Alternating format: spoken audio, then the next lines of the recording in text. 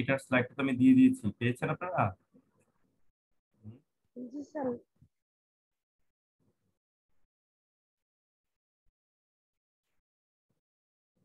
আচ্ছা, এই চ্যাপ্টার এর মধ্যে আমরা যে জিনিসটা দেখব মূলত একটা ইঞ্জিনিয়ার তার টাইম ভ্যালু অফ মানি সম্পর্কে একটা ভালো সেন্স রাখতে হবে। এখন ভালো সেন্স যে রাখবে, what is time value of money? Time value of money হচ্ছে এরকম, যখন আমি ধরেন ফর এক্সাম্পল আমি যদি কোনো কিছু পরিমাণ টাকা বা কিছু কিছু ইনভেস্টমেন্ট করে থাকি কোনো কোনো কোনো প্রজেক্ট বা কোনো জায়গায়, হ্যাঁ, তাহলে এই ইনভেস্টমেন্টের ফলে আমার কি আর্নিংসটা হচ্ছে, অথবা আমি যদি ইনভেস্ট না করে আমি যদি কোথাও ব্যাংকে রেখে দিই, রাইট, ব্যাংকে রেখে দিলে আমি ওইখান থেকে আমি কি কি কি পাচ্ছি, কি পাবো? আমি যদি ডিপোজিট রেখে দিই, সেভিংস অ্যাকাউন্ট হোক, সেভিংস করে যদি রেখে দিই এই টাকাটা, তার মানে এখানে টাকার মূল্যটা কোন জায়গায়? টাইম ভ্যালু অফ মানিটা কি কি কারণে ফ্লাকচুয়েট করতেছে, বা এটা বলতে আমরা কি বুঝি? আমি আবার বলছি, অর্থাৎ জিনিসটা হচ্ছে এরকম যে সাপোজ কোন একটা প্রজেক্টে আমি কিছু পরিমাণ টাকা ইনভেস্ট করলাম, ইনভেস্ট যে করলাম এর ফলে কিন্তু আলটিমেটলি আমি একটা জিনিস হারাচ্ছি, সেটা কি? ওই ইনভেস্টকৃত টাকাটা আমি কিন্তু ব্যাংকে রেখে আমি কিন্তু ইন্টারেস্ট পেতে পারি। ওকে, তার মানে কি, আমি যখন আমি ইনভেস্ট করে ফেললাম তখন কিন্তু আমি ইন্টারেস্টটা পেলাম না। কিন্তু আমি কি পেলাম? আমি পেলামটা কি? আমি পেলাম হচ্ছে ফর দ্য টাইম বিং, কিছু সময় পর পর আমি প্রফিট পেলাম।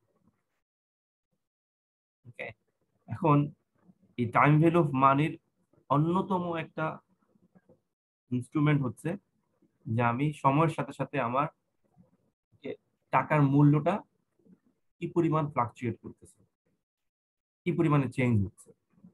এখন এই যে টাইম ভ্যালু অফ মানি, মানি বলতে আমরা যেটা বলতেছি যে সময়ের সাথে সাথে টাকার মূল্য বা মানির মূল্য, আমি যদি শুধু মানির ক্ষেত্রে চিন্তা করি, কোনো স্পেসিফিক কারেন্সি না বলে, তাহলে মানির মূল্যটা আলটিমেটলি সময়ের সাথে সাথে এটার রিলেশনশিপটা কেমন বা কিভাবে এটা পরিবর্তন হচ্ছে। যেমন ধরেন আমি একটা জিনিস যদি বলি, সময়ের সাথে সাথে যদি ধরেন জিনিসপত্রের দাম যদি আপস এন্ড ডাউনস হয়, তাহলে কিন্তু টাইম ভ্যালু অফ মানি অর্থাৎ সময়ের সাথে সাথে মানির ভ্যালু কিন্তু ফ্লাকচুয়েট হবে। ওকে, অর্থাৎ সময় যত যেতে থাকবে, সময় তো আর স্টপ না, কোন জায়গায় তো স্থির থাকে না, সময় টাইম তো আর স্থির থাকবে না, এটা কিন্তু চলমান, চলতেই থাকবে। 1 বছর হোক, 2 বছর হোক, 1 মিনিট 2 মিনিট যাই হোক না কেন, 1 ঘন্টা 2 ঘন্টা হোক, সময় কিন্তু চলতেছে। সময়ের সাথে সাথে মানির ভ্যালুটার চেঞ্জটা কেমন হচ্ছে, that is basically time value. এই চ্যাপ্টারে আমরা যে জিনিসটা দেখবো, এই টাইম ভ্যালু অফ মানির সাথে কোন কোন ফ্যাক্টর গুলো আসলে খুব বেশি ইম্পর্টেন্ট জানা দরকার আমার, কোন কোন জিনিসগুলো আমাদের জানা দরকার টাইম ভ্যালু অফ মানির সাথে। যেমন একটা বিষয় হচ্ছে আমাদের সবসময় মাথায় রাখতে হবে, হচ্ছে cost of money. Cost of money which is very much related to the time value of money. Cost of মানিটা কি? কস্ট অফ মানি হচ্ছে যে আমি যেটা বললাম কিছুক্ষণ আগে, যেটা বললাম, অর্থাৎ আমি একটা একটা বড়োয়ার যখন, ওকে, একটা বড়োয়ার যখন সে যখন কারো কাছ থেকে টাকাটা ধার নিচ্ছে, ব্যাংক হোক বা কোনো স্পেসিফিক ইন্ডিভিজুয়াল হোক বা ল্যান্ডার হোক, যেই হোক না কেন, okay, সময়ের সাথে সাথে তাকে কিন্তু কিছু পরিমাণ ইন্টারেস্ট দিতে হয়, দিতেই হবে। ব্যাংক থেকে নিতে হলে আমি যদি ব্যাংক থেকে লোন নিই আমাকে ইন্টারেস্ট দিতে হবে না? দিতে হবে। বা অন্য যে কোনো ফাইন্যান্সিয়াল ইনস্টিটিউশন থেকে আমি যদি টাকা ধার নিয়ে থাকি, টাকা লোন নিয়ে থাকি, তাহলে কিন্তু আমাকে ইন্টারেস্ট পে করতে হবে।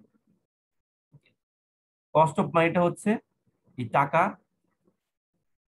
টাকাটা যে আমি লোন নিলাম বা টাকাটা যে আমি কারো কাছ থেকে ধার নিলাম, ওকে, এর ফলে এক্সট্রা যে একটা পেমেন্ট দিতে হয় সেটার নাম হচ্ছে কস্ট অফ মানি। এছাড়াও ধরেন আমি যদি নিজের কাছে টাকা রেখে দিই, সময়ের সাথে সাথে কিন্তু এটারও একটা ফ্লাকচুয়েশন হবে। ওকে, সময় যত যেতে থাকবে এটারও কিন্তু, আমি যদি নিজের কাছে টাকা রেখে দিই আমি কিন্তু একটা জিনিস হারাবো, এটা কি, সেটা হচ্ছে ইন্টারেস্ট। এটাকেও বলা হচ্ছে কস্ট অফ হোল্ডিং মানি। ওকে, তাহলে একটা জিনিস আমি টার্ম আমি ইউজ করেছি, আমি লিখে দিচ্ছি এগুলা। ওকে, এই জিনিসটার মধ্যে একটা কাগজ কলম নেন সবাই।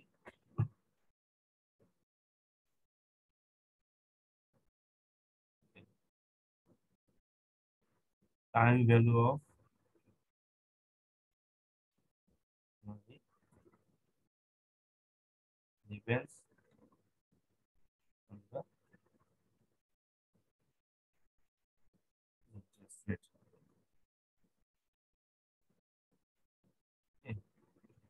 ইন্টারেস্ট রেটের উপর ডিপেন্ড করে কিন্তু।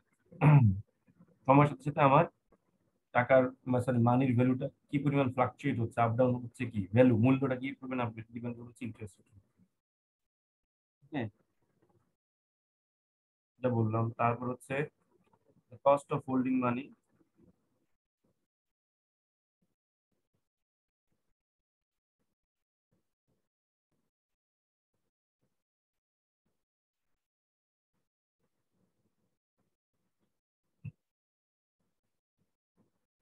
Cost of holding money is interest rate. টাকা যদি আমি নিজের কাছে ধরে রেখে দেই, হোল্ড করে রেখে দেই, ওকে, তার মানে এটা খরচ হিসেবে আমার কাছ থেকে কোনটা চলে যাবে, সেটা হচ্ছে ইন্টারেস্ট। ইন্টারেস্টটা আমি পাবো না, এটা কিন্তু আমার জন্য একটা খরচ হিসেবে দেখা দিবে। Okay, lander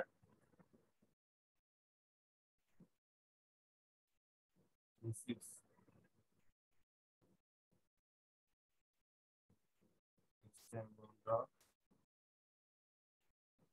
money for lending. Lending এর জন্য সে একটা এক্সট্রা পরিমাণ মানি রিসিভ করে থাকে, সেটা হচ্ছে ইন্টারেস্ট রেট। বা বড়োয়ার যে ধার নেয়, হ্যাঁ,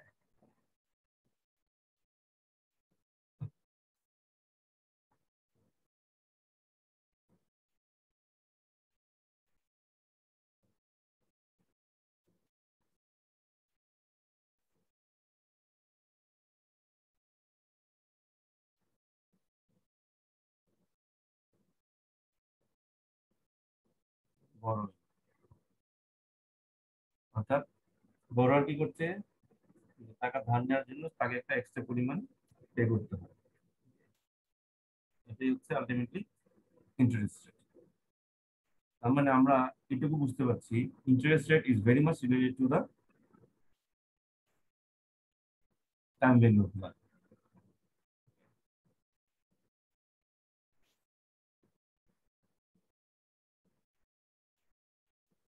অর্থাৎ নির্দিষ্ট সময় পরে বা নির্দিষ্ট সময়ের জন্য লেন্ডার যখন কাউকে কিছু টাকা ধার দিয়ে থাকে, এবং সে নির্দিষ্ট সময় পর সে যখন ওই টাকা সহ এক্সট্রা যে অ্যামাউন্টটা পেয়ে থাকে, সেটাই হচ্ছে, যে পেমেন্ট পরিমাণটা পেয়ে থাকে সেটা হচ্ছে। এবং ইন্টারেস্ট রেটের সাথে time value of money is very important. এটা আমরা দেখবো ইন ডিটেলস যত আমরা সামনে যেতে থাকবো চ্যাপ্টার। এটা বুঝা গেল?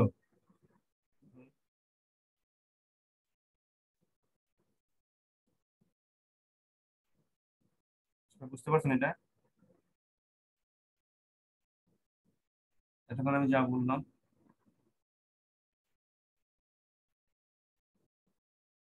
তো একজন ইঞ্জিনিয়ার সে যখন কোনো প্রজেক্ট প্ল্যান করবে, ওকে, তখন তাকে time value of money, financial যে অ্যানালাইসিসটা, এটা তাকে জানতে হবে, মানে কমন সেন্স। এটা আমি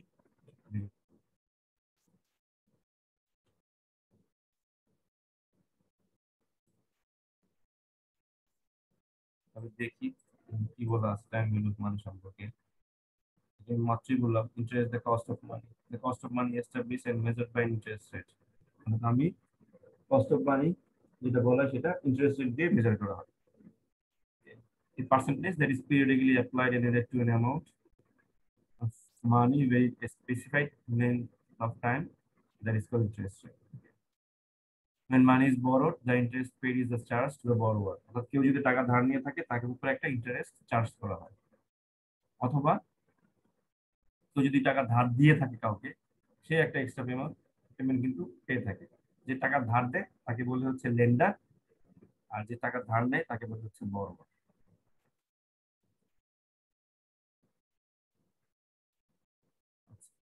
আশা করি এর এর আগ পর্যন্ত আপনারা বুঝতে পেরেছেন। এখন টাইম ভ্যালু অফ মানিটাকে আর একটু ক্লিয়ারলি বোঝার জন্য আমরা একটা এক্সাম্পল দিই। এক্সাম্পল দেব, যেমন সময়ের সাথে সাথে আমি যেটা বললাম কিছুক্ষণ আগেই, যে টাকার মূল্য কিন্তু ভেরিয়েশন হয়, ভেরিয়েশন কিন্তু চলে আসে। এখন ভেরিয়েশন আসে কিভাবে, মানে আজকে ধরেন ডেফিনেটলি আপনারা এইভাবে চিন্তা করতে পারেন যে আজকের দিনের 2021 সালের 100 টাকা 2030 সালের 100 টাকা কি সমান হবে কখনো?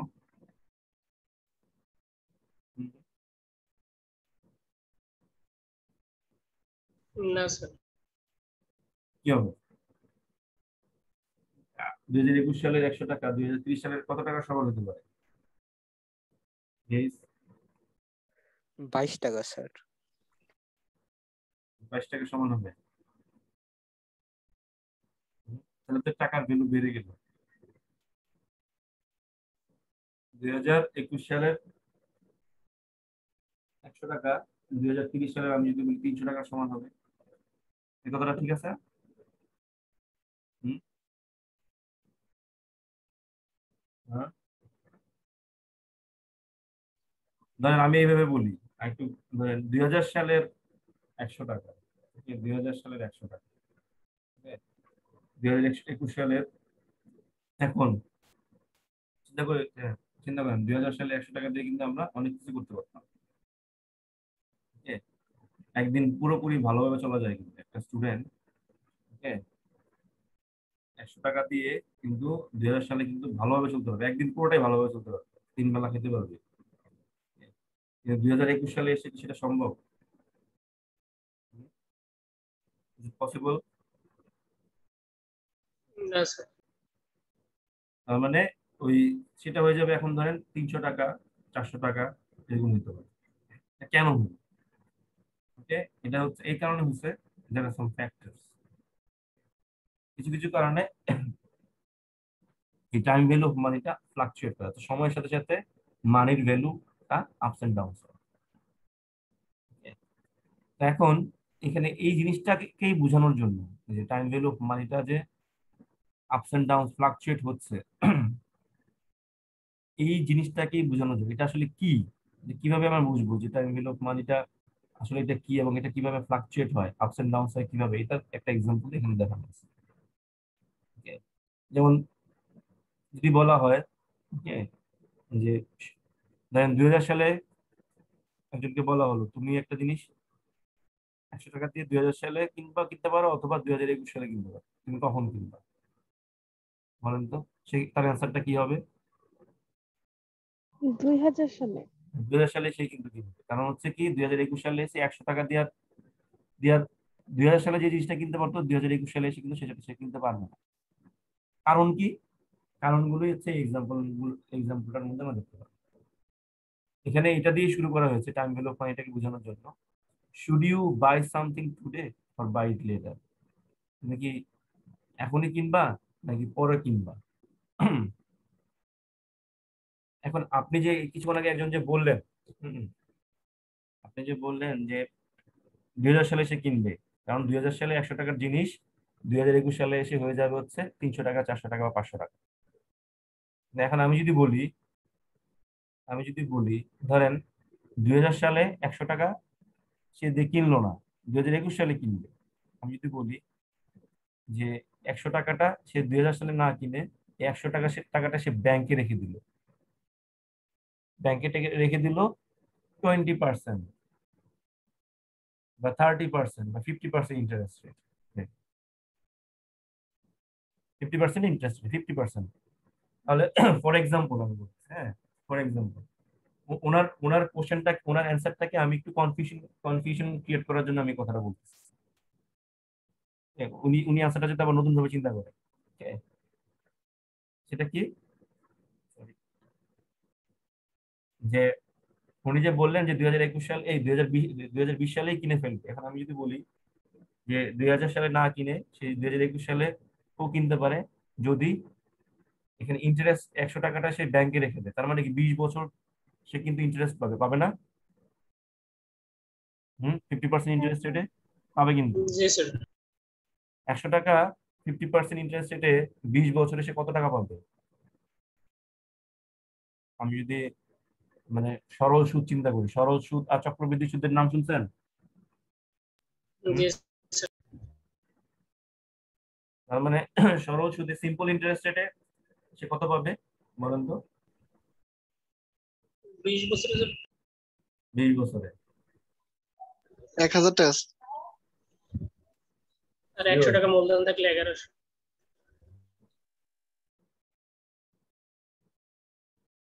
100 গুণন 0.50 গুণন 20 বছর, 1000 টাকা পাবে সে।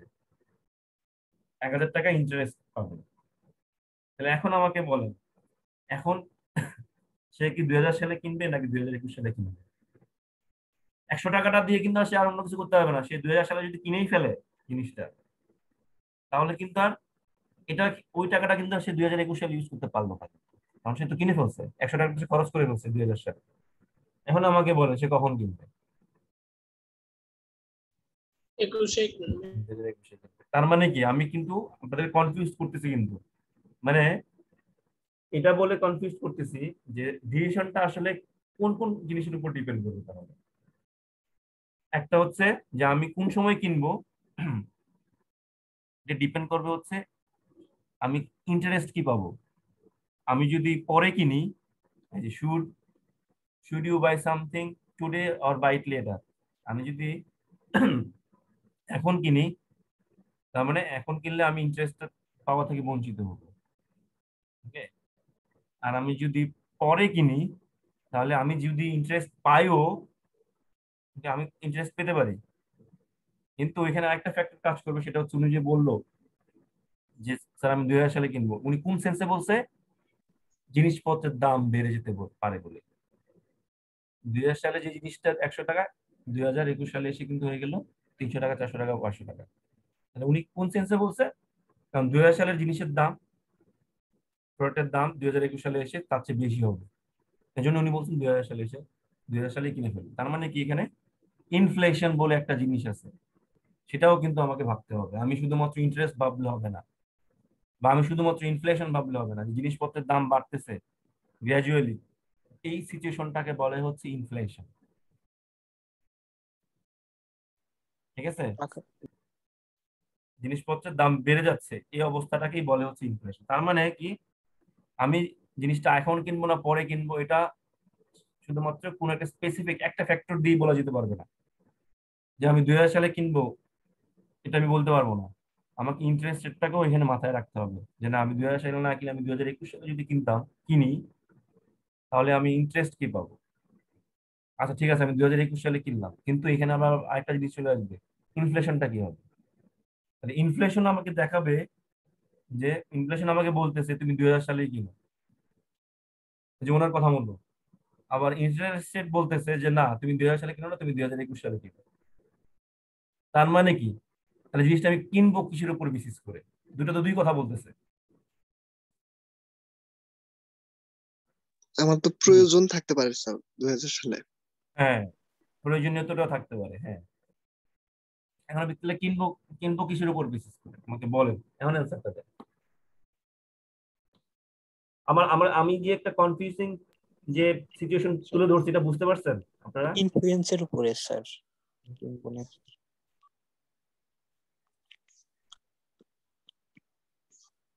হ্যাঁ, ইনফ্লুয়েন্সের উপরে কিনবো।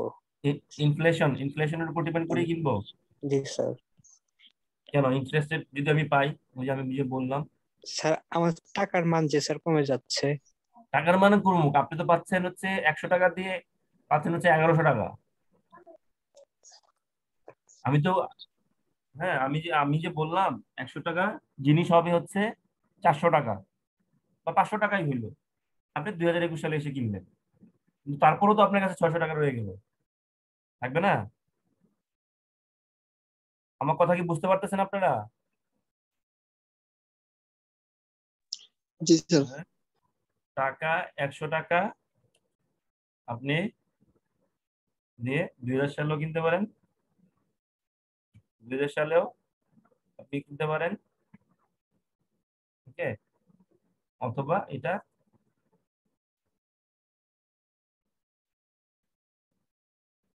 2021 সালে এসেও একটা জিনিস কিনতে পারেন। কিন্তু এখানে 2000 সালে যখন আপনি কিনে ফেললেন, 100 টাকাটা কিন্তু আপনি ব্যাংকে রাখতে পারলেন না, বা ইন্টারেস্ট কিন্তু এখান থেকে পাবেন না। এটা আপনি কোন সেন্সে কথাটা বললেন? কারণ হচ্ছে 2021 সালে কিনলে এই 100 টাকার জিনিস হয়ে গেল হচ্ছে, ধরেন হচ্ছে 500 টাকায় কিনবেন। তার মানে আপনি এখানে চিন্তা করতেছেন কি 400 টাকা আপনার লাভ, ঠিক না?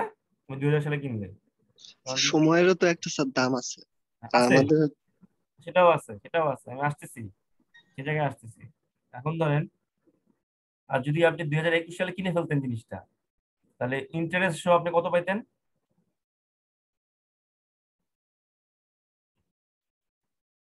টাকা, সরি, 1100 পাইতেন না? হুম। তার মানে কি আপনার 500 টাকা দিয়ে কি 2021 সালে কেনাটাই শ্রেয় হবে না? কারণ আপনি তারপরও আপনি এখানে 600 টাকা সেভ সেভ সেভ থাকতেছে 2021 সালে কেনার জন্য।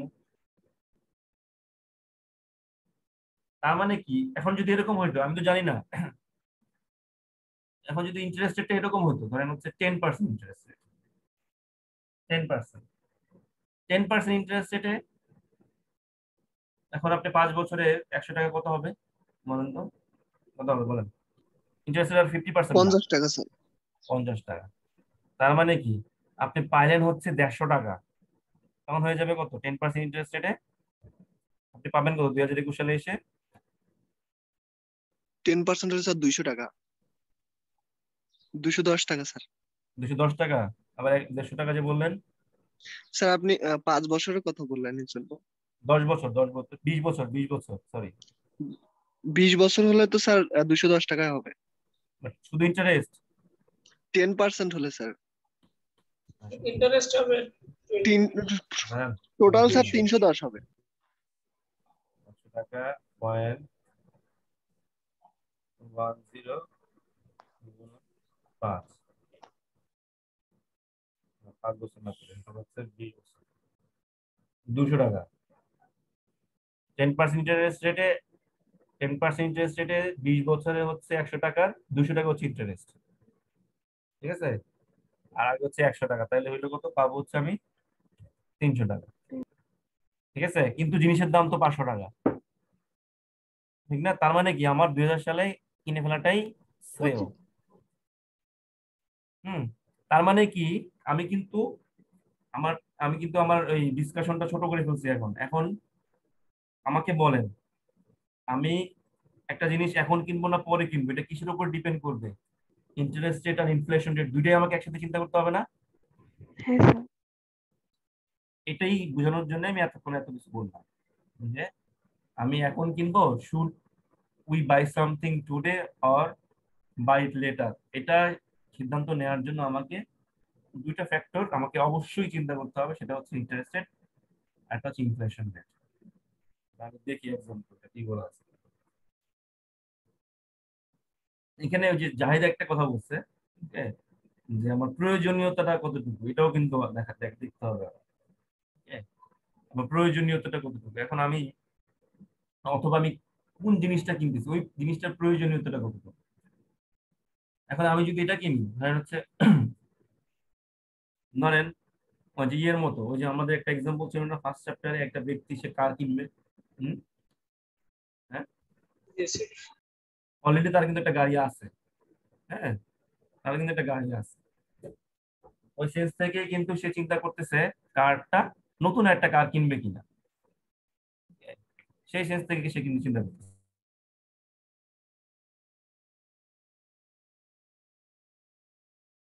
মানে তার মানে হচ্ছে সে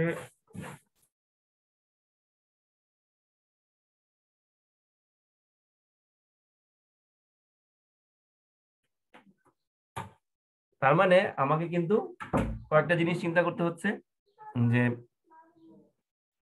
যে ওই ব্যক্তির একটা কার অলরেডি আছে, সে এখন একটা নতুন একটা কার তার দরকার, নতুন। মানে কি তার কিন্তু অলরেডি একটা আছে, এটা দিয়ে কিন্তু তার কাজ চলবে।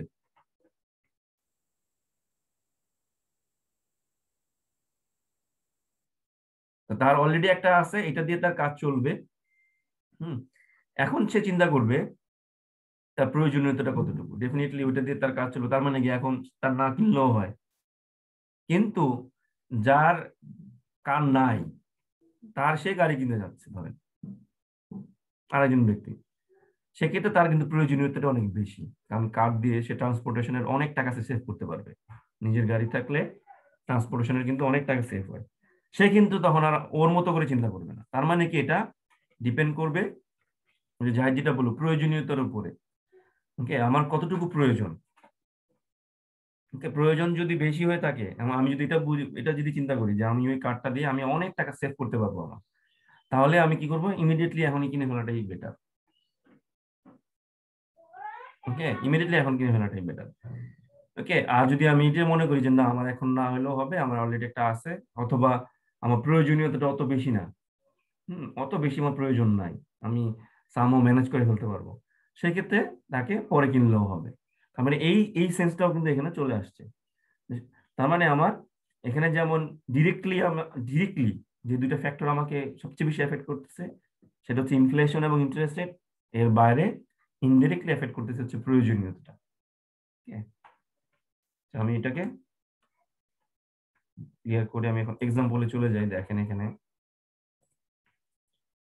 so here is a simple example of how our buying behavior can be varying results. Okay, pretend you have $100. Okay, pretend you have $100. ধরেন যে আপনার কাছে $100 আছে, and you want to buy a $100 refrigerator for your dorm room। অর্থাৎ dorm roomটা হচ্ছে আমার ব্যক্তিগত রুমের জন্য ছোট যে রেফ্রিজারেটর গুলো থাকে না, ছোট ছোট, দেখছেন আপনারা, পার্সোনাল মানে ইন্ডিভিজুয়াল ইউজের জন্য। হ্যালো, হ্যাঁ হ্যাঁ, ছোট একটা রেফ্রিজারেটর সে কিনতে যাচ্ছে কেউ একজন, আপনাদের মধ্যে কেউ একজন ধরেন। ওকে, এবং আরো এখানে বলা দেওয়া আছে যে assume that you are currently sharing a large refrigerator with your roommates in a common area। চিন্তা করে দেখেন, আপনি ধরেন হোস্টেলে থাকতেছেন, হোস্টেলে যে ধরেন হচ্ছে ড্রয়িং রুমের যে মতো একটা স্পেস আছে, এখানে অলরেডি একটা রেফ্রিজারেটর আছে। এই অলরেডি একটা রেফ্রিজারেটর থাকা সত্ত্বেও আপনি চিন্তা করতেছেন যে না আমার পার্সোনাল ইউজের জন্য আমি আমার নিজের রুমে একটা রেফ্রিজারেটর রাখবো, এটার দাম হচ্ছে $100, ছোট্ট। ঠিক আছে, এই অবস্থায় সে এখন ওই $100 রেফ্রিজারেটরটা কিনবে কিনা তার ডোম রুমের জন্য, সে কিনবে কিনা। তাহলে দেখি তাহলে সিচুয়েশনটা কি হলো। ওকে, এই যে আমি এতক্ষণ যা বললাম, ব্যাকগ্রাউন্ডে যা বলছি এখানে সব লিখে দেওয়া আছে। If you buy it now you end up broke. Okay, আপনি যদি এখন কিনে ফেলেন, তার মানে যে টাকা দিয়ে কিনে ফেলেন এই টাকাটা আপনি আর ইউজ করতে পারবেন না। ওকে, but if you invest your money at 6% annual interest, then in a year you can still buy the refrigerator. Okay, আপনি যদি 1 বছর দেরি করেন, সাপোজ যে না আমি এখন ওই $100 দিয়ে এখন আমি রেফ্রিজারেটরটা কিনবো না, আমি কিনবো হচ্ছে 1 বছর পরে, তার মানে আপনি কিন্তু এখানে কি পাবেন, 1 বছরের জন্য কি ইন্টারেস্ট পাবেন না। 1 বছর পরে কত পাবেন আপনি, $106। ঠিক আছে, তার মানে you will have $6 left over 1 বছর পরে। Clearly you need to ask yourself whether the inconvenience of not having the refrigerator in your own room for a year can be compensated by the financial gain in the amount of $6। অর্থাৎ এই যে $6 যে extra যে আপনি পাবেন, ওকে, এখন আসেন হচ্ছে ওই জাহিদের প্রসঙ্গে। ওকে, জাহিদ যেটা বললো যে প্রয়োজনীয়তাটা, এখন আপনি যে 1 বছর ডিলে করলেন কেনাটা ওই $6 পাওয়ার লোভে, এই $6টা কি আপনি এই 1 বছর যে রেফ্রিজারেটর ইউজ করতে পারলেন না, ওকে, নিজের পার্সোনাল ইউজের জন্য, এটা এই এই যে পারলেন না, এটা এর ফলে আপনার যে একটা কি বলবো, যে একটা ডিসস্যাটিসফ্যাকশন ক্রিয়েট হইলো, আমার রুমে একটা পার্সোনাল একটা রেফ্রিজারেটর থাকলে আমার ভালো লাগবে না, আমি যখন খুশি তখন ইউজ করতে পারবো। এখন আপনি নিজে নিজে চিন্তা করবেন যে এই যে এক্সট্রা যে 1 বছর আপনি রেফ্রিজারেটর ইউজ করলেন না, এর ফলে যে আপনার একটা ডিসস্যাটিসফ্যাকশন ক্রিয়েট হলো, না আমার একটা ফ্রিজ থাকলে ভালো হতো, এই ডিসস্যাটিসফ্যাকশনটাকে ওই এক্সট্রা $6 দিয়ে কম্পেনসেট করা যাবে কিনা, আপনাকে সান্ত্বনা দিতে পারবে কিনা ওই $6? ওকে, না স্যার। ওকে, এখন এটা এটা হচ্ছে পার্সন টু পার্সন ভেরি করবে, এই জন্য এখানে বলা আছে okay it varies, okay varies to person. এখন $6টা আপনাকে ওই ডিসস্যাটিসফ্যাকশন যে আপনি পেলেন, যে ইনকনভিনিয়েন্স একটা সিচুয়েশনের মধ্যে আপনি পড়লেন, এটাকে $6 দিয়ে কম্পেনসেট করতে পারবেন কিনা, অনেক হলে কিন্তু পারবে। ওকে, তার মানে এটাও আপনাকে চিন্তা করতে হবে। আচ্ছা, এখন আসেন আরেকটা জিনিস যেটা চিন্তা করতে হবে, সেটা হচ্ছে এখন যে জাহিদ যে বললো যে না স্যার আমার ওই আমি ওই ডিসস্যাটিসফ্যাকশনটা আমি কি করব, আমার রক্ষা করতে পারবো না, আমার ইমিডিয়েটলি দরকার। তার মানে জাহিদ কিন্তু অলরেডি একটা জিনিস সে অ্যাভয়েড করে ফেলছে, সেটা হচ্ছে যখনই সে ওই 1 বছর আগে কিনে ফেললো, তখনই কিন্তু সে একটা একটা প্রবলেম থেকে সে কিন্তু উদ্ধার পেয়ে গেল, সেটা হচ্ছে কি ইনফ্লেশন।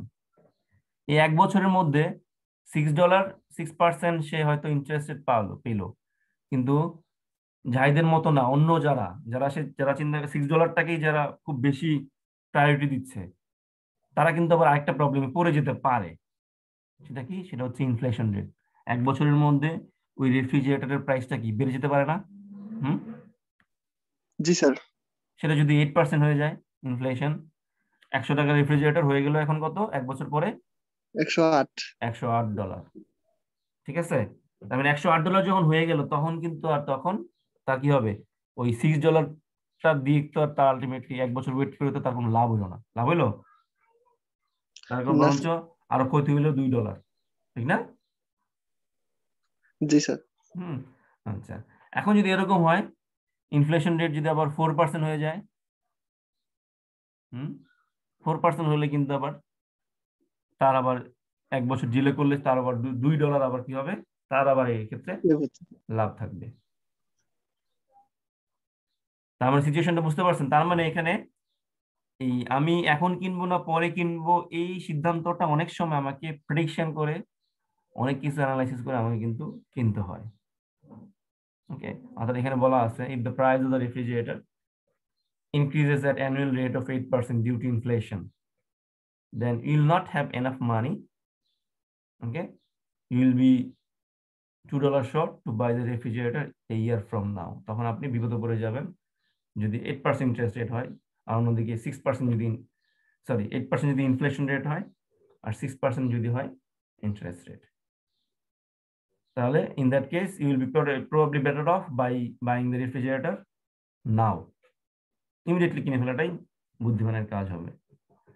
যদি ইনফ্লেশন রেট 4% হয়ে থাকে, তখন আপনি কি করতে পারেন, আপনি 1 বছর ডিলে করতে পারেন, কারণ সেক্ষেত্রে আপনার $2 রয়ে যাবে আপনার কাছে। এখন এটা তো গেল হচ্ছে, জাহিদ তো খুব ইজিলি বলে বলে ফেলতে পারলো যে $100 হলে আমি জাহিদের এখন আমি কনফিউশন ক্রিয়েট করতেছি, ধরেন এখন $100 বলে জাহিদ খুব ইজিলি বলতে পারলো $6 দিয়ে আমি কি করবো। জাহিদ এখানে $100 জায়গায় যদি $1,00,000 হইতো, তখন আপনি কি করতেন জাহিদ? ধরেন $1,00,000 দিয়ে আমি একটা গাড়ি কিনতেন। স্যার আমার কাছে তো টাকাটা থাকতে হবে, আর না ইনভেস্ট করার মতো ইচ্ছা রাখতে হবে। না না, আপনার কাছে ধরেন $1,00,000 আছে, আপনি 1 বছর পরে 6% ইন্টারেস্ট রেট আপনি কত পাবেন? তখন কি আপনি এই সিদ্ধান্তে আসবেন যে না, $1,00,000 দিয়ে আপনি ইমিডিয়েটলি এখনই কিনে ফেলবেন? আর আমি যদি বলি যে ইন্টারেস্ট রেট হচ্ছে 4%, তখন কিন্তু আর ওই $6 আপনার লাভ থাকবে না, বা $2 লাভ থাকবে না ইনফ্লেশন থাকা সত্ত্বেও। তখন হইতে পারে লাভটা হইতে পারে হচ্ছে $1,000। তখন আপনি কি করবেন? তখন কিন্তু আপনি 1 বছর পরেই কিনবেন, ইমিডিয়েটলি না কিনে।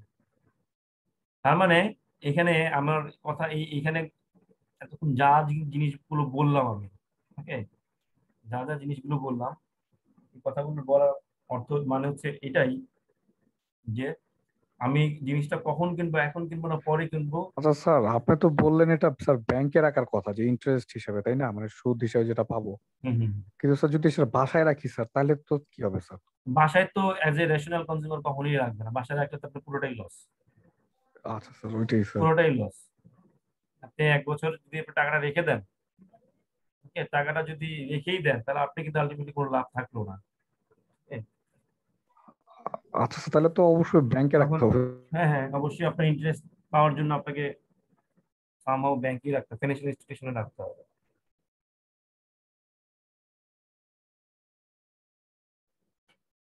কথা বুঝতে পারছেন? নিজের কাছে রাখলে যেটা হবে, আপনি সবচেয়ে ভয়ের ব্যাপার হবে হচ্ছে আপনি ইন্টারেস্ট তো পাবেনই না, তখন আপনার যদি ইনফ্লেশন হয়ে যায় তখন আপনার লসে পড়বে। আচ্ছা স্যার, তাহলে কি এটা গোল্ড হিসাবে স্যার রাখা যায় স্যার? এরকম তাহলে স্যার মান কমবে না? হ্যাঁ, গোল্ড কেন, গোল্ডের প্রাইস কমে না, আপ ডাউন হয় না? মানে স্যার টাকারটা যেরকম হয়ে যায় স্যার, গোল্ডেরটা তো এরকম হয় না। গোল্ডের তো দাম বাড়ে না ইনফ্লেশনের সাথে সাথে? যদি কমে যায় আপনি বলতে পারবেন? এটা তো স্যার আসলে কখনো হয় নাই স্যার। কেন তারপরে হ্যাঁ হতে পারে। গোল্ডের প্রাইস কমে নাই? উম, গোল্ডের প্রাইস এখন কত? স্যার, টাকার মতো কি ওই যে স্যার এত ওই কমে? যে ওই যে যারা গোল্ড কিনে তারা বলতেছে দেখেন গোল্ডের প্রাইস যে কিভাবে কমে। হ্যাঁ, আচ্ছা, তাহলে স্যার বাসায় রাখার কোনো উপায় নেই স্যার? কোনোভাবে ব্যাংকে রাখতে হবে? বাসায় রাখলে তো আপনি ওই যে ওই প্রবলেমে পড়বেন, আমি তো বললাম বাসায় রাখলে আলটিমেটলি এটা কি হলো, ওই ওই ওই ওই মানিটা কিন্তু আলটিমেটলি আপনার আনইউজড রয়ে গেল। আপনি জমি ইউজ, কিনে রেখে দিবেন। হ্যাঁ হ্যাঁ, জমি কিনতে পারেন, আপনি জমি কিনে রেখে দিতে পারেন। Okay, জমি কিনে রেখে দিলে সেক্ষেত্রে এটা কিন্তু আবার ডিপেন্ড করে, কান্ট্রি টু কান্ট্রি কিন্তু ডিপেন্ড করে। বাংলাদেশের ক্ষেত্রে না বাড়লো, কিন্তু আমি যদি ইউএস এর কথা চিন্তা করি, অনেক সময় দেখা যায় অ্যাপার্টমেন্টের প্রাইস কমে যায়। আমি যদি একটা অ্যাপার্টমেন্ট কিনে রাখি টাকাটা 5 বছরের জন্য বা 10 বছরের জন্য, যে না আমি এখন অ্যাপার্টমেন্ট কিনে কি রাখবো 10 স্যার, বছর পরে চীনে আমি সেল স্যার করে দেবো। অলরেডি কমছে স্যার অ্যাপার্টমেন্টের প্রাইস, হ্যাঁ, খালি সব অ্যাপার্টমেন্ট। তার মানে অ্যাপার্টমেন্টের প্রাইস, তার মানে এটা ডিপেন্ড করবে। বাংলাদেশের ক্ষেত্রে আপনি কি করতে পারেন, আপনি জমি কিনে রেখে দিতে পারেন একটা ভালো জায়গায়, এটা আপনার জন্য সেফ হবে, অনেক সেফ। ঠিক আছে? আর হচ্ছে অন্যদিকে আপনি যদি রিস্ক ফ্রি থাকতে চান, এই টাকাটা আপনার ব্যাংকে রাখলে সবচেয়ে বেশি রিস্ক ফ্রি। আর কিছু পরিমাণ হয়তো আপনি ইনসার্টেন আপনি ইন্টারেস্ট হিসেবে পাবেন, ওকে, হোক সেটা সেখানে ইনফ্লেশন থাকলো, কিন্তু আপনি যদি রেখেই দেন, আপনার তো আলটিমেটলি রাখলে আলটিমেটলি লস তো হবেই, ডেফিনেটলি লস হবে। ইন্টারেস্ট তো পাবেন না, উল্টা আপনার ইনফ্লেশনের মাধ্যমে ওই টাকার মানটা কমে যাবে বা মানির ভ্যালুটা কমে যাবে। আচ্ছা, ওইটা আরেক প্রসঙ্গ। এই পর্যন্ত বুঝতে পারছেন সবাই? জি স্যার। আচ্ছা, এই জিনিসটাকেই যদি আমি ধরেন পুরোপুরি ভাবে এটা এই গ্রাফটা দিয়ে যদি বোঝার চেষ্টা করি, এই গ্রাফটা দিয়ে ধরেন এখানে একটু দেখেন, দুইটা টাইম ফ্রেমের কথা বলা আছে। হ্যাঁ, যে ব্যক্তিটা যে রেফ্রিজারেটর কিনতে যায় সেটা হচ্ছে পিরিয়ড 0 মানে প্রেজেন্ট টাইম, আর পিরিয়ড 1 হচ্ছে 1 বছর পরে। হ্যাঁ, দুইটা পিরিয়ডের কথা বলা আছে, দুইটা সময়ের কথা, পিরিয়ড 0 আর পিরিয়ড 1। বর্তমান সময় যদি কিনে ফেলে সে আলটিমেটলি, দেখেন এখানে আবার দুইটা কেস কি, কেস 1 কেস 2। ওকে, তাহলে কেস 1 এবং কেস 2 এর ক্ষেত্রে আমরা যেটা জিনিস দেখতে পারি, ধরেন কেস 1 এর ক্ষেত্রে কি হতে পারে, তার কি হতে পারে, ইনফ্লেশন রেট হতে পারে 8% যদি হয়, আর যদি ইন্টারেস্ট রেট যদি হয় 6%, তার মানে 1 বছর পরে কিনলে তার কি হবে, $2 কিন্তু লস হইলো, লস অফ পারচেজিং পাওয়ার, ঠিক না? জি স্যার। হ্যাঁ, আরেকটা কেস কি, আগের এক্সাম্পলটাই স্যার। হ্যাঁ আগের এক্সাম্পলটাই, হ্যাঁ ওটাকে আমি সব কথাবার্তা যা আছে যা বলছি আমি এটাকে এইটার মধ্যে নিয়ে আসছি, আমি এই গ্রাফটার মধ্যে।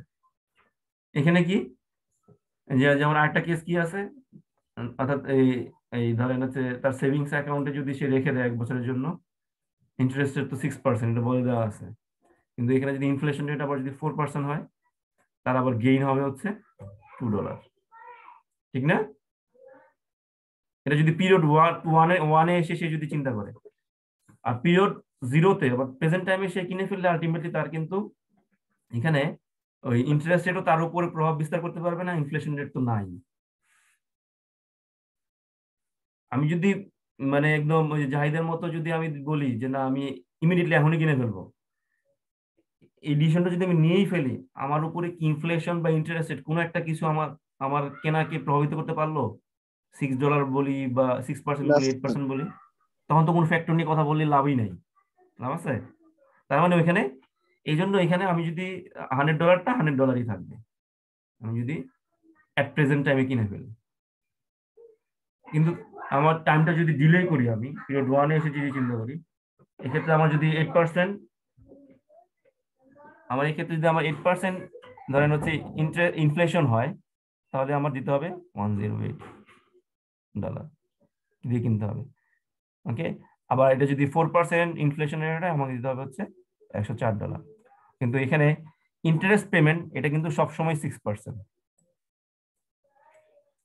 6% হলে আমি পাবো হচ্ছে $106। তো $106 যদি আমি পেয়ে থাকি, এটা তো ফিক্সড, এটা কিন্তু কোনো ভেরিয়েশন নাই। এটা কোনো ভেরিয়েশন আছে? এটা কিন্তু ফিক্সড, যে 6% ইন্টারেস্ট রেট, আমি 1 বছর পর $106 পাবো। ভেরিয়েশনটা হচ্ছে কোন জায়গায়? ইনফ্লেশন রেটটা। ইনফ্লেশন রেটটা ভেরিয়েশনটা হচ্ছে দেখতে পাচ্ছি এখানে 4% হলে আমার লাভ থাকবে হচ্ছে $2, আর যদি ইনফ্লেশনটা 8% হয়, তাহলে আমার লস হবে হচ্ছে $2। ওকে, এখন বুঝতে পারছেন? মানে পুরো জিনিসটাই আমরা এখানে গ্রাফিক্যালি দেখলাম। Is it clear? Yes sir.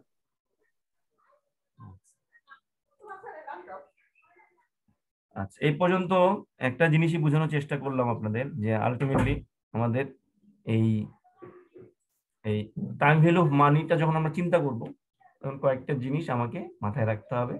একটা হচ্ছে ইনফ্লেশন রেট এবং ইন্টারেস্ট রেট, এবং সময়ের সাথে সাথে যে আমাদের যে টাকার ভ্যালু বা মানির ভ্যালু যে ফ্লাকচুয়েট করে, ওই ধারণা থেকে, এই ধারণাগুলো থেকেই আসছে। ওকে, আচ্ছা, এখন আমি পরে চলে যাব পরের টপিকসে। সময় আছে? আচ্ছা, একটু সময় আছে, দেখো তাহলে এই সময়ের মধ্যে একটা জিনিস পড়াই ফেলি আপনাদের। এই যে ইন্টারেস্ট রেট বললাম, যে ইন্টারেস্ট রেটটা খুব মুখ্য ভূমিকা পালন করে ডিসিশন নেওয়ার ক্ষেত্রে, যে এখন আর কিনবো না পরে কিনবো। ওকে, তাহলে এই ইন্টারেস্ট রেটটা ডিটেলস আমরা চলে যাবো এখন ইন্টারেস্ট রেটের। Okay, so what are the different elements involve in interest rate? Already কিন্তু আমি কিছু বলে ফেলছি, আপনি অ্যান্সারও দিচ্ছেন। ওকে, যে ইন্টারেস্ট যখন আমরা বের করি, ওকে, এখন আমি কিন্তু সম্পূর্ণ এখন ইন্টারেস্টের উপর ফোকাস করব, ইন্টারেস্টের উপরে, যেহেতু আমার ডিসিশন নেওয়ার ক্ষেত্রে ইন্টারেস্ট রেট একটা ভূমিকা পালন করতেছে। তাহলে ইন্টারেস্ট রেটটাই আমি এখন অ্যানালাইসিস করব পরবর্তী কয়েকটা টপিকসে, বেশ কয়েকটা টপিকস ধরে আমি ইন্টারেস্ট রেট নিয়ে আলোচনা করব। So what are the different important elements involve in interest rate? একটা কি হতে পারে? টাইম, সময়, বছর হতে পারে না? মানে আমি ইন্টারেস্ট যখন কথাটা আমার মাথার মধ্যে চলে আসবে, আসলে আলটিমেটলি ইন্টারেস্টকে কেন্দ্র করে বা ইন্টারেস্ট রেটকে কেন্দ্র করে কোন কোন জিনিস আমার মাথার মধ্যে কাজ করে? একটা হচ্ছে কি প্রিন্সিপাল অ্যামাউন্ট, যেটা আমি ব্যাংকে রাখলাম বা কাউকে ধার দিলাম, ওই অ্যামাউন্টটা আমার মাথার মধ্যে চলে আসবে না, ওই এলিমেন্টটা চলে আসবে না। আমি কি বলতেছি বুঝতে পারছেন? হুম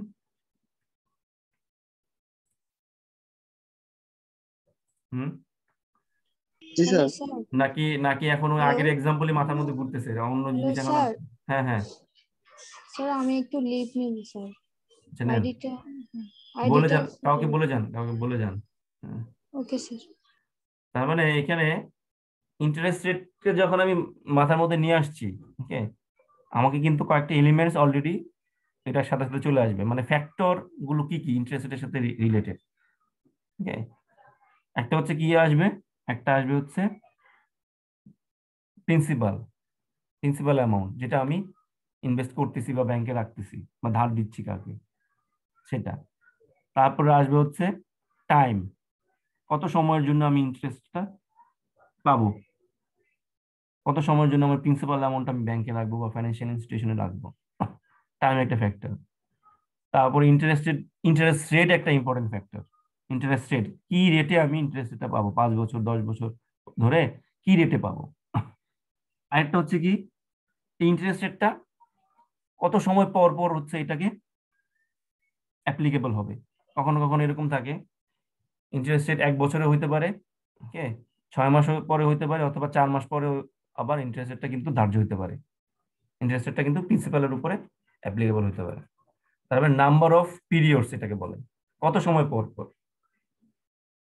ওকে, এই জিনিসগুলো কিন্তু ইন্টারেস্ট রেটের সাথে ইনভলভ, ভেরি মাচ ইনভলভ। তাহলে আমরা দেখি elements of transaction involving interest, মানে ইন্টারেস্ট রেটের সাথে ইনভলভ করতেছে এলিমেন্টস গুলো কি কি। একটা হচ্ছে প্রিন্সিপাল, মাত্র যেটা বললাম কিছুক্ষণ আগে, যে আমি কি পরিমাণ, আমার আগের এক্সাম্পলের ক্ষেত্রে $100 হচ্ছে আমার প্রিন্সিপাল। ইন্টারেস্ট রেট, কি রেটে আমি ইন্টারেস্ট পাবো, ওই 6% হচ্ছে আমার একটা এলিমেন্ট, এটার ক্ষেত্রে ইন্টারেস্ট রেটটা ইম্পর্টেন্ট। ইন্টারেস্ট পিরিয়ড, ওই যে আমি বলেছিলাম 1 বছর বা 20 বছরের কথা বলেছিলাম একবার, মনে আছে? 2000 সাল আর 2021 সাল। তাহলে এই ইন্টারেস্ট পিরিয়ড হচ্ছে নাম্বার অফ ইয়ার, আর নাম্বার অফ ইন্টারেস্ট পিরিয়ড হচ্ছে কত সময়ের জন্য আমি, কতবার আমার ইন্টারেস্টটা অ্যাপ্লিকেবল হবে। বছরে এরকম হয়, বছরে 2 বার অ্যাপ্লিকেবল হয়, বছরে 4 বারও হয়, 3 বারও হয়। ওকে, অর্থাৎ 100 টাকা যদি এরকম হয় 6% ইন্টারেস্ট রেটে, ওকে, 6% ইন্টারেস্ট রেটে সেমি অ্যানুয়ালি বলে এটা, সেমি অ্যানুয়ালি 1 বছর পরে কত হবে, তার মানে 6 মাস পরে যে ইন্টারেস্ট রেট পাবো ওটার উপরে, মানে 2 বার ইন্টারেস্ট রেট, 1 বছরের মধ্যে 2 বার ইন্টারেস্ট রেট আমাকে কাউন্ট করতে হবে, 2 বার। এটা আমি দেখবো পরবর্তীতে। ওকে, ইন্টারেস্ট রেটটা ইন্টারেস্ট বললাম, সেটার উপরেও তো ইন্টারেস্ট পাবো। সেটা হচ্ছে অন্য সেন্সে, সেটা হচ্ছে আপনার চক্রবৃদ্ধি দিতে গেলে, ওকে, চক্রবৃদ্ধি হারে গেলে সেটা আরেকটা আমি আসতেছি, সেটা অন্য একটা। ওকে, নাম্বার অফ ইন্টারেস্ট পিরিয়ড হচ্ছে আমার ওই টাকাটার উপরে ইন্টারেস্ট রেটটা বছরে কয়বার ধার্য হবে, সেটা হচ্ছে নাম্বার অফ ইন্টারেস্ট পিরিয়ড। একবার হইতে পারে, যদি একবার হয় সহজে আমি বলে দিতে পারছি, 1 বছরে 100 টাকা 6% ইন্টারেস্ট রেটে, 1 বছর পরে পাবো হচ্ছে 106 টাকা। যদি এরকম হইতো, ওকে, 100 টাকা 6% ইন্টারেস্ট রেটে সেমি অ্যানুয়ালি, বছরে 2 বার ইন্টারেস্ট পেমেন্ট ফলে আমি কত পাবো, তাহলে আমাকে চিন্তা করতে হবে ওইখানে এই 6%কে 2 দিয়ে ভাগ দিয়ে আমাকে বছর হয়ে যাবে, তখন ওইখানে বছর এখানে 1-এর জায়গায় হয়ে যাবে 2। আমি দেখবো এগুলো, হ্যাঁ দেখাবো। তাহলে বছর এখানে হয়ে যাবে 2, এখানে 1 বছর আর থাকবে না, ওকে, ইন্টারেস্ট পিরিয়ড হয়ে যাবে 2।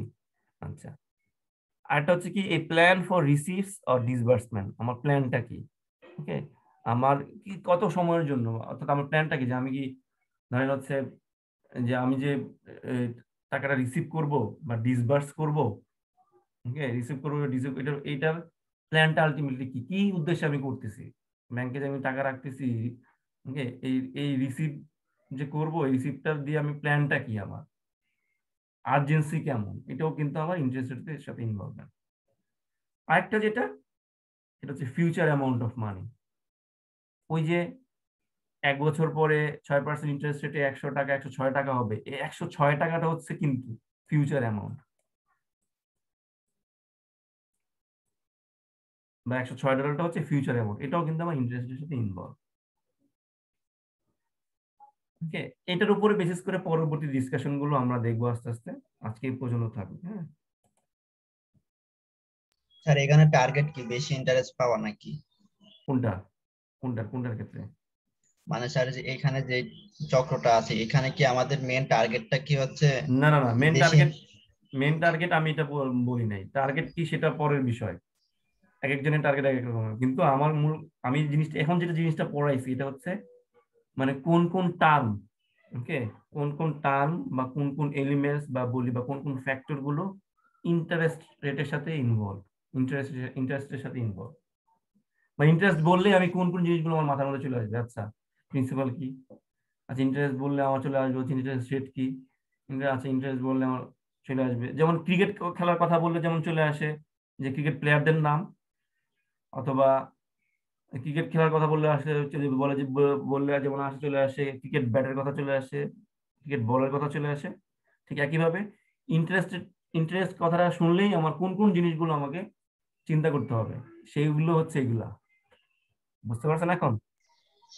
জি স্যার। স্যার কিন্তু যদি আমি টাকাটা ব্যাংকে যদি না রাখা, যদি শেয়ার মার্কেটে বা কোনো ভালো একটা ব্যবসায় ইনভেস্ট করি, সেখানে হ্যাঁ, তো আমার বেশি ইন্টারেস্ট আসতেছে। আসতে পারে, সেটা আসতে পারে, সেটা আবার ওই ওই ওটা সেটা আবার অন্য জিনিস। ওকে, সেটা আবার শেয়ার মার্কেটে বলেন বা অন্য ক্ষেত্রে যদি আপনি স্যার টাকাটা ওটা ইউজ তো করেন। নাও আসতে পারে স্যার, লস হইতে পারে, তো বিজনেস স্যার। হুম, সেটা আবার অন্য অ্যানালাইসিস, সেটা আবার আরেক অ্যানালাইসিস চলে গেছেন।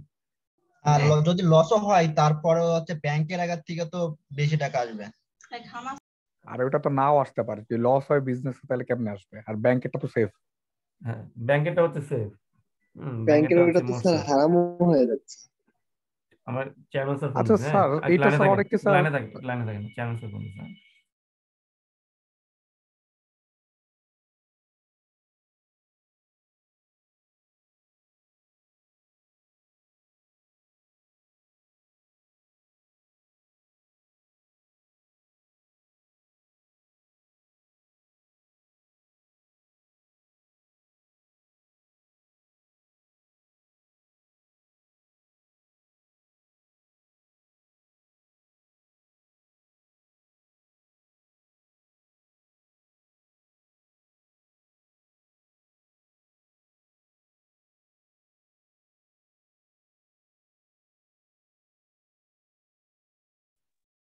আচ্ছা, ঠিক আছে। যেটা বলতেছিলাম যে ওই ওই সিচুয়েশনটা আবার ডিফারেন্ট, যে আমি টাকাটা আমি আলটিমেটলি কোন জায়গায় ইউজ করব। ওকে, সেটা যদি আমি শেয়ার মার্কেট বা স্টক মার্কেট বা অন্য কোনো ইনভেস্টমেন্টে ইউজ করি, সেটার অ্যানালাইসিস আবার অন্যরকম। ওকে, বাট প্রধানত আমি এটা কেন পড়তেছি, কারণ হচ্ছে সময়ের সাথে সাথে যেগুলো সার্টেন, নিশ্চিত ভাবে যে জিনিসগুলো আমাকে মানে আমার টাইম ভ্যালু অফ মানির সাথে ডিরেক্টলি রিলেটেড। ওকে, যেমন ইন্টারেস্ট রেট, এটা কিছু না কিছু থাকবেই, 1% হোক, 2% হোক, 3% হোক। এটা আপনাকে সিদ্ধান্ত নেওয়ার ক্ষেত্রে টাইম ভ্যালু অফ মানির উপর একটা পজিটিভ ইম্প্যাক্ট ক্রিয়েট করে, অর্থাৎ টাকার পরিমাণটা বাড়ায় দিবে আপনাকে, এটা সার্টেন। কিন্তু আমি যদি স্টক মার্কেট বা শেয়ার মার্কেটের কথা বলি, এটা কিন্তু সার্টেন না। ওকে, আপনাকে কখনো কখনো লস হইতে পারে, ওই যে নিজেটা বললো ক্ষতি হইতে পারে, সেটা কিন্তু আবার ফ্লাকচুয়েট করবে, কিন্তু ইন্টারেস্ট এটা হচ্ছে সার্টেন। আচ্ছা, আমি রোল কল করি এখন। হ্যাঁ, সময় চলে গেছে। আপনাদেরকে আজকে ক্লাস আছে আর কোনো? জি স্যার, 11টায় আছে। ছেড়ে দিচ্ছি।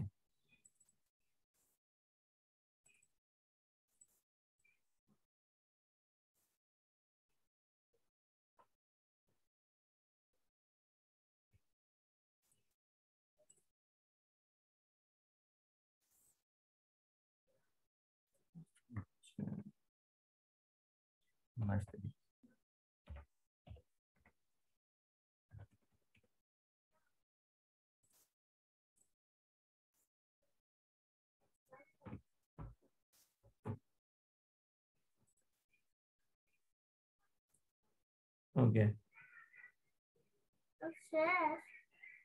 শান্তা আক্তার জেমি নাই, দায়ানুদ্দিন মজুমদার, দায়ানুদ্দিন মজুমদার নাই না, শিলা আক্তার হাফসা, আছে তো দায়না। দায়ান আছে। জি স্যার, দেখা যাচ্ছে। আচ্ছা, তারপর হচ্ছে আতিয়া শারমিন দোয়া শিফা, হাবিবুর রহমান, ইয়েস স্যার। তাসমিন জান্নাত তাহসিন। তখন দিয়ে গেছে বলে স্যার। গেল sir.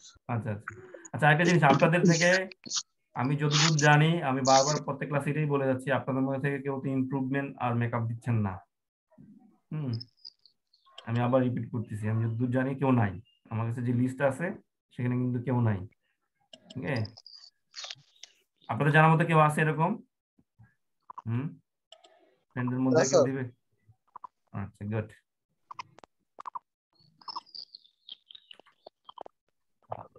Lokman Hossain, Foyez Ibne Shahid, present sir. Ahnaf Muttaki Sabbir, Rafatul Islam, yes sir. Usha Akter,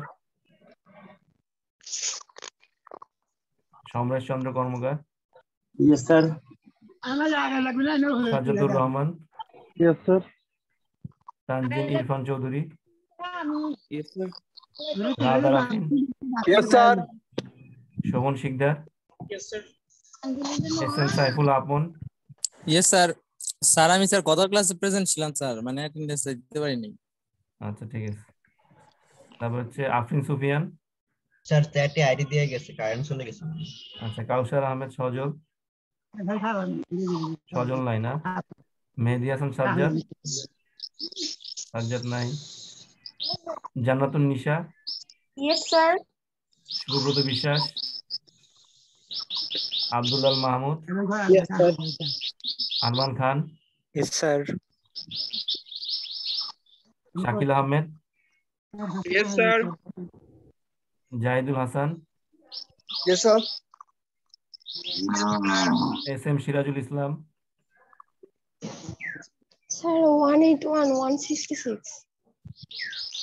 হ্যাঁ, Shanto Akter Jemi. Yes, sir. Sir, 182041. Dayanti Mojumdar. পরে পরে পরে বলেন, আমি গড়গড় করে নেই। হ্যাঁ, এমির পরেরটাই আমি। দায়ান না দিছি। তারপর হচ্ছে সিরাজুল ইসলাম, কাউসার Ahmed, Yes, sir. Sheikh Abu Zubair, Yes, sir. মিনাস আবেদিন সোহান, Yes, sir. Badon Parvez, yes sir. Kayemuzzaman Partho. Yes, sir. আচ্ছা নেক্সট ক্লাসে ক্যালকুলেটর গুলো সামনে রাখেন। হ্যাঁ, ক্যালকুলেটর গুলো কাছে রাখেন। হ্যাঁ, ক্যালকুলেটর। তারপর হচ্ছে Asifi Alam, Naim, Sir. Saimon Hossain, Yes, sir. Abdullah Antor, Present, sir. Abu Salat Limon, নাই লিমন নাই, মেহেদি হাসান, স্যার আমি সাইমন হোসেন স্যার আমার।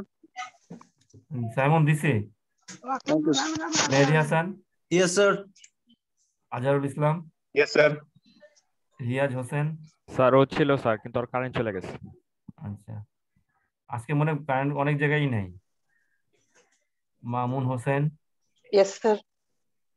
নাইমুর রহমান, নাইমুর রহমান কখনোই ক্লাসে থাকে না, universal absent. Nazmul Hasan, Yes, sir.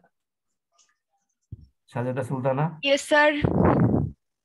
Sarwar Morshed, Present, sir. Afsana Mimi, Yes, sir. Nazifa Khanam, Present, sir. Arafat Hossain, Yes, sir. Ismail Hossain, Yes, sir. Mohammad Mohiuddin, Present, sir. Sujon Sheikh, Yes, sir. Shimul Chandra Das, Sabbir Ahmed, Nazmul Hasan Rifat আছেন? নাই। ওকে, আল্লাহ হাফেজ। আপনাদের সাথে তাহলে আমার ক্লাস হচ্ছে পরে সোমবার দিন। হ্যাঁ, সবাই সুস্থ থাকেন। হ্যাঁ, ভালো থাকেন। Sir Take care. আল্লাহ হাফেজ। স্যার আল্লাহ হাফেজ। আল্লাহ হাফেজ।